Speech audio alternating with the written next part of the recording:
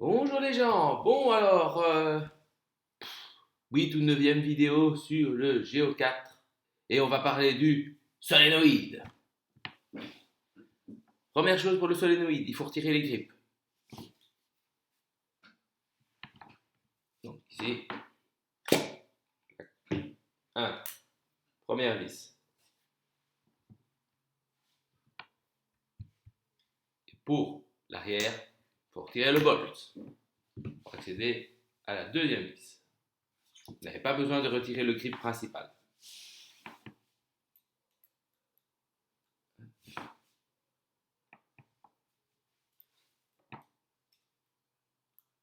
Alors, ce qui est bien avec ces modèles-là par rapport au Géo 3.5, puisque je rappelle que le Géo 4 est l'évolution du 3.5, c'est que vous n'avez plus de câble entre la frame, et la frame c'est la poignée dans laquelle vous tenez le gun, et le corps du lanceur, donc qui est la partie en bleu. Ça, c'était sorti depuis le CS1. On semble l'oublier, mais à une époque, on se faisait chier à passer de câble entre les deux.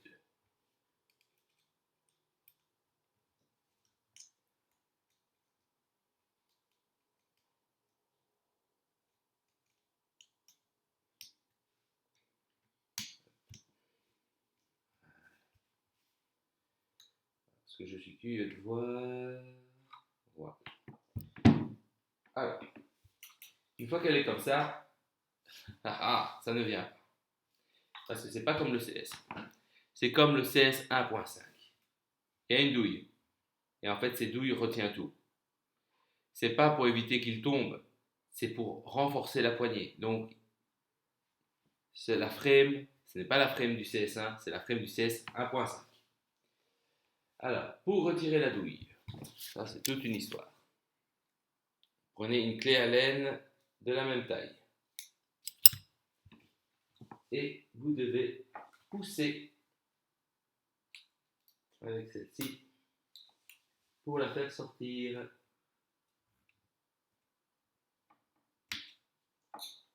Il n'y a pas de sens. Voilà. Et c'est passé dedans. Voilà. Et elle est passée à travers. Hop. La douille. Et maintenant, ça vient tout seul. Boum. Et donc voilà. Voici le solénoïde du Géo 4.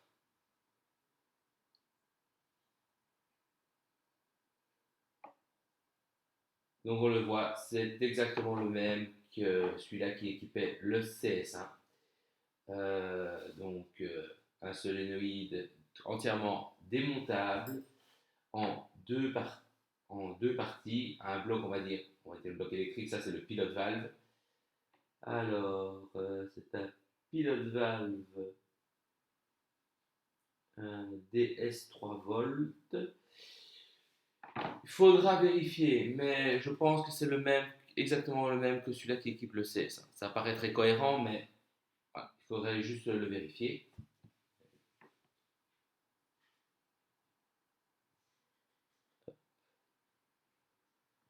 Data. Et donc une deuxième partie qui contient le pilote, enfin la valve.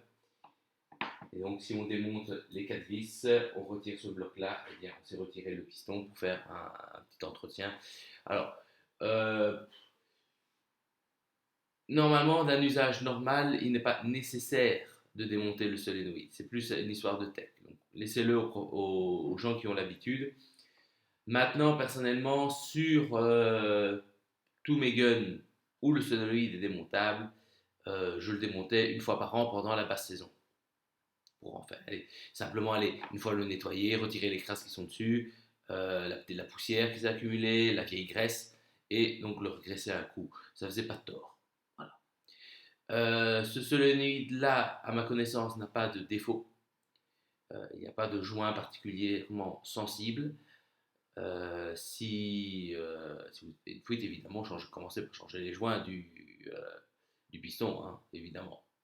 Mais a priori, à ma connaissance, il n'y en a pas. Donc après, on voit bien sûr que les câbles, c'est comme le CS1, hein.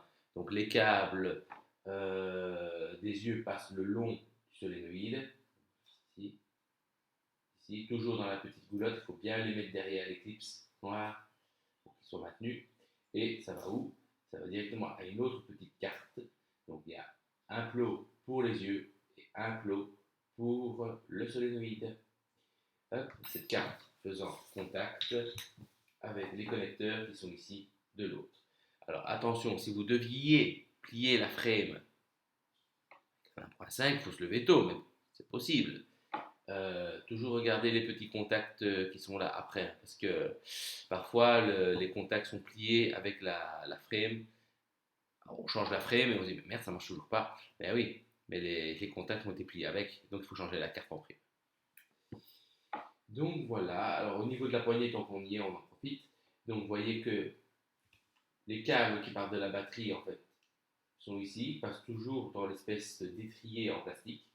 Faites attention quand vous le retirez cet étrier en plastique parce qu'il est quand même relativement fragile.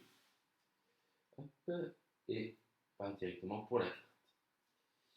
Voilà, voilà. Si vous voulez, par hasard, de nouveau, tant qu'on y est, changer la forme de la gâchette en mettant une gâchette en S, ce qui est tout à fait faisable, il faut démonter la gâchette. Donc il faut retirer ces deux vis-là, vous sortez le bloc, et à ce moment-là, vous pouvez changer la forme de la gâchette. Donc, voilà, voilà. Donc, ça, je ne rentrerai pas dans les détails là-dedans. C'est vraiment s'il y a de la demande, mais je pense pas. Voilà, voilà. Donc ça, c'était un mot pour le solénoïde du Géo 4. Allez les gens, à la prochaine.